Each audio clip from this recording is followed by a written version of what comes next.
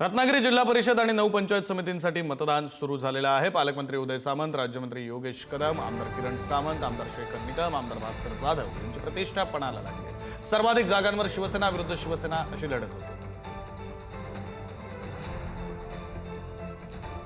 रत्नागिरी जिल्हा परिषद आणि पंचायत समितीसाठी आज मतदान होत आहे आणि आपण जर पाहिलं तर रत्नागिरी जिल्हा परिषदेसाठी 56 गटांसाठी 151 उमेदवार निवडणुकीच्या रिंगणामध्ये उभे आहेत, तर 9 पंचायत समितीच्या 112 गणांसाठी 351 उमेदवार हे निवडणुकीच्या रिंगणामध्ये उभे आहेत। एकंदरीत पाहिलं तर 1793 मतदार केंद्रावर हे आज मतदान होत आहे आणि 4286 मतदार यंत्र ही सध्या या ठिकाणी आहेत।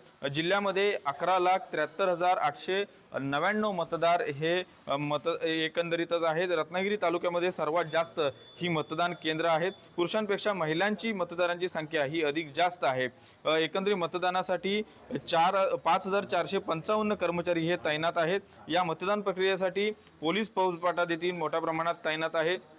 86 पोलीस अधिकारी, 1535 पोलीस अंमलदार, तर 1853 होमगार्ड हे तसेच आरपीएफचे 2 कंपनी आणि आरसी प्लाटूनचे 2 या ठिकाणी पथक ही तैनात आहेत। एकंदरीत जिल्ह्याचा विचार केला तर राज्याचे उद्योगमंत्री उदय सामंत, गृहराज्यमंत्री योगेश कदम, आमदार किरण सामंत, आमदार शेखर निकम, तर आमदार भास्कर जाधव यांची प्रतिष्ठा ही पणाला लागलेली आहे।